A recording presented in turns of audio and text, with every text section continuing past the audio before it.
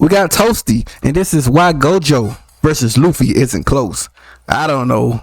Let's just check in. I'm still going with Luffy all day, bro. You already know.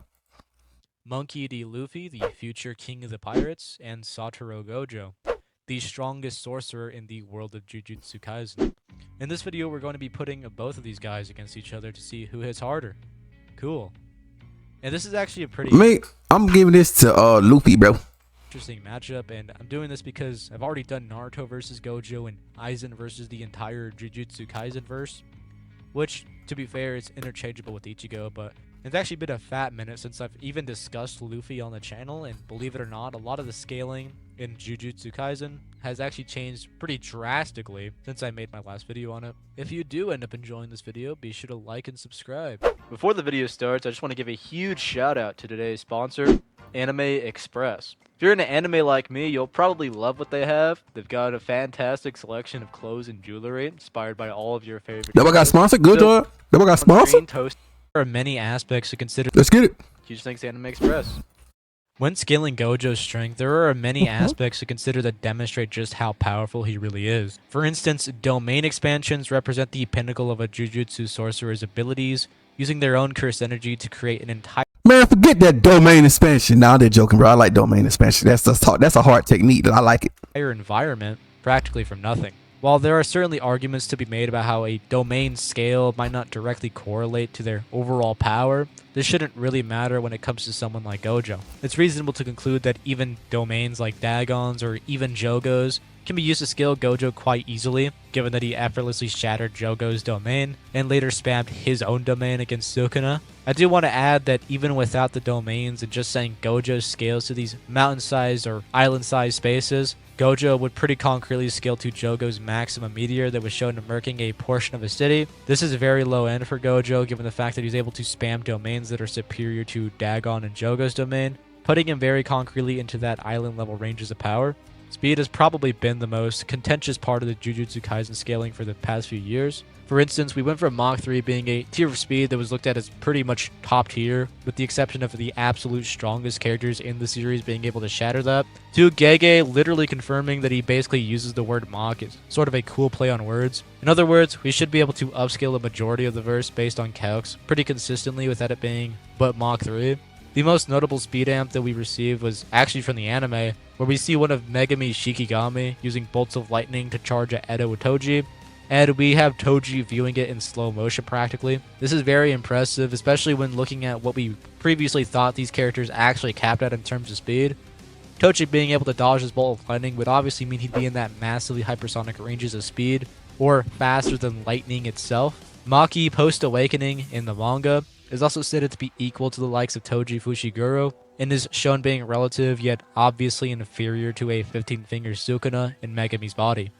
15-finger Sukuna, being weaker than the full power 20-finger Sukuna that fought Gojo, would mean that Gojo would massively upscale from this lightning feat, and quite casually, especially when taking in the fact that a Teen Gojo was able to keep up with Toji post-awakening. Later on in the manga, we actually receive blatant relativistic or approaching light speed feats, if not just outright faster than light, with Kashimo using his curse technique called Mythical Beast Amber, and quite literally using electromagnetic waves to attack his opponent at the cost of his own flesh collapsing. While this probably doesn't apply to the actual activation of the technique obviously, electromagnetic waves, including visible light, radio waves, microwaves, and more, travel at the speed of light in a vacuum, which is approximately 299,792 kilometers per second, or about 186,282 miles per second.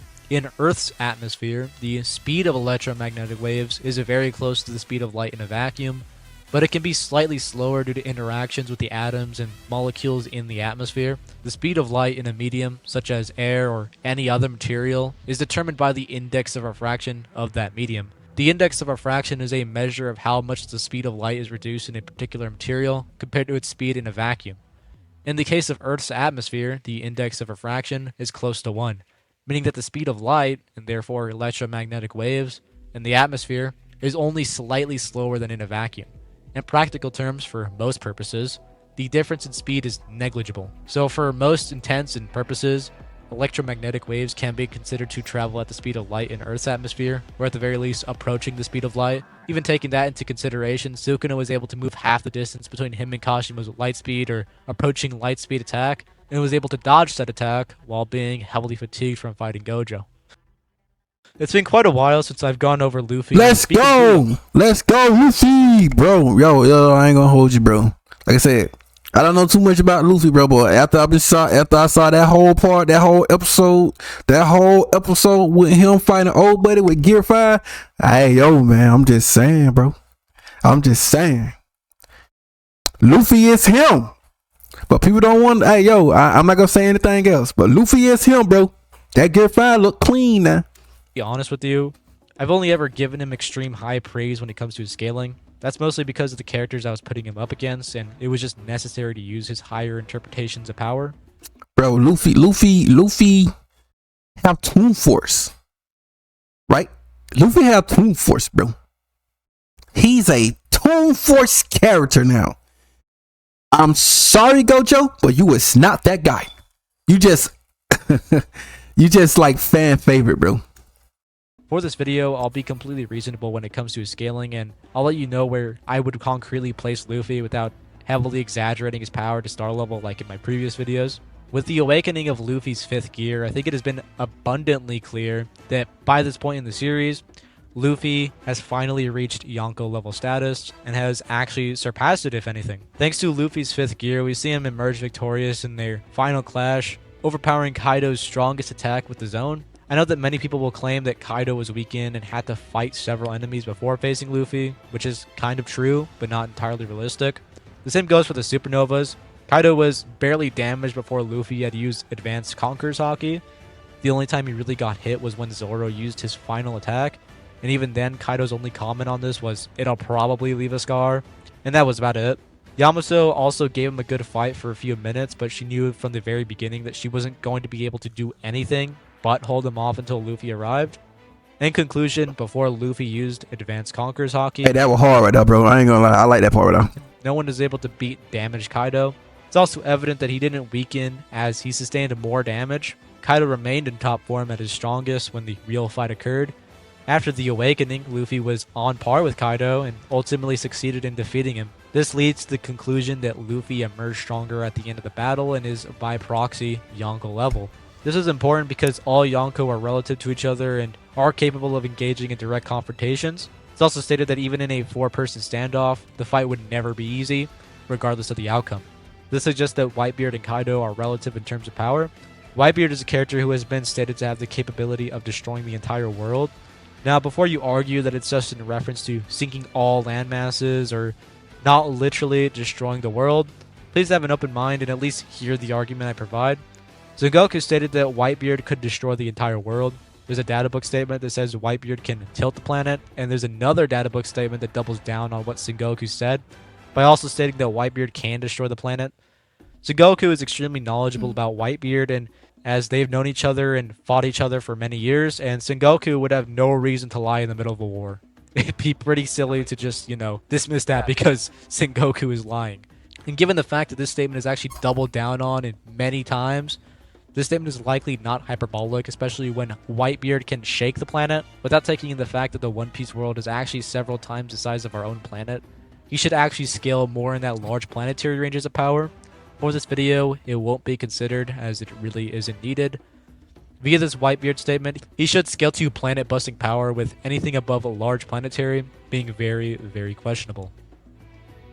In terms of speed, very similar to things like Naruto and Bleach, Lightspeed is practically baseline for how fast characters are in the series at this point, with things like Queen's Light Beams, Kizaru's Light, as well as Kaido's raw speed alone.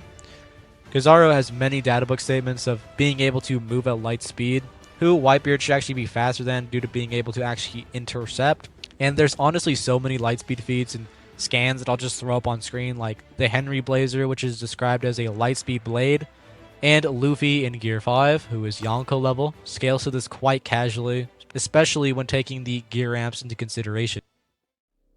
Since we've gone over both characters and their actual stats and where they should scale, it's time for the actual arguments of the matchup and what makes this so contentious. Obviously, with the scaling provided, Luffy could probably one-shot, and depending on the gear multiplier, a lowballed Luffy in terms of speed, could potentially also blitz. But that's not the reason you clicked on this video, most likely. The main part of Gojo's arsenal that makes him a character worth talking about when it comes to characters that are obviously stronger than him is his curse technique called the Limitless. Now, I've gone over the Limitless several times on the channel, so I'll go over it pretty briefly, and I won't get into too much depth when it comes to it. Gojo's Infinity works under the same principles as Zeno's Paradox. Allow me to explain. Imagine an attack being aimed at Gojo as it travels. As it travels, it covers half the distance between them in a certain amount of time. Then, in half of that time, it covers half of the remaining distance, and so on. Since each time the distance is halved, it will always be greater than 0. There will always be some distance left between Gojo and the attack. Therefore, the attack can never reach Gojo. Gojo must consciously determine which objects are affected by Infinity. He can adjust this based on factors such as the object's mass, speed, and perceived level of threat, until he eventually masters this technique and could pretty much do it passively. Pretty much, if Luffy threw like a Bajiding gun at Gojo, it would never reach him. It'd get, I don't know now. Luffy got a crazy, I'm gonna say, extremely close, then practically slow down due to the space literally warping from his technique. Alongside this near perfect defense also comes an arsenal of some attacks that are probably worth mentioning. The red technique takes this principle and applies it to a broader area, essentially pushing and repelling everything away. The blue technique, on the other hand, reverses this process and draws everything within its range infinitely closer together, essentially creating something akin to a miniature black hole. The purple technique combines both of these effects, essentially crushing, tearing, and shredding everything it comes into contact with, and basically just erasing it down to the atomic level. As for the domain expansion called Infinite Void, it floods the target's senses with an infinite amount of information, overloading their brain and causing a blue screen of death. While things like purple would probably never hit Luffy, even using the fact that an unfatigued Sukuna was able to mildly react to a 200% holo purple, when a fatigued Sukuna could barely react and dodge Kashima's light speed attack, I think it's safe to say that holo purple is just definitely faster than light. Though if Sukuna is able to dodge it, so can Luffy due to him casually scaling to FTL and getting amped via the gears by several times over. And also, there's a huge chance that even if he couldn't simply tank purple, he could just negate it in Gear 5 due to being superior to Gojo's purple, similar to how Kaido, who was at least able to test Luffy's pseudo-Toon Force abilities. I think it's safe to say that Gojo, who should be weaker than Luffy, would be completely susceptible to Luffy's Toon abilities. As for domain expansion, I don't think there's really any way around it for Luffy, although it shouldn't really matter too much to begin with. Luffy isn't on the same level as someone like Goku, who could probably filter these things out. Bro, I keep telling, bro, I believe that Luffy can beat Goku with his Toon Force. With that Toon Force, but people don't want to accept it, bro. I'm just letting them know. At first, I'm like, nah, I don't know. But now I'm like, I don't know, man. Luffy Gear 5? That's, I like it. And that, hey, yo, hey. I always try to be against it, but I like it, bro. And that thing clean, bro. I think, yeah. I'm sorry, bro, but Luffy might get Goku, bro. As he could theoretically process fourth dimensional information and blah blah blah. Luffy is just not on that level, and if he did get hit with Infinite Void, he'd probably just die and go brain dead. In my personal opinion, that doesn't really matter if we're assuming both are bloodlusted and actually trying to kill each other. Luffy is likely going to try to hit Gojo, realize that he can't get near him, then use Conqueror's Haki, which also just works extremely well on opponents who are far weaker than him, like Gojo, and just knock him out on some Bleach spiritual pressure shit. Meaning that Luffy might actually just flex and Gojo goes to sleep from just being near him.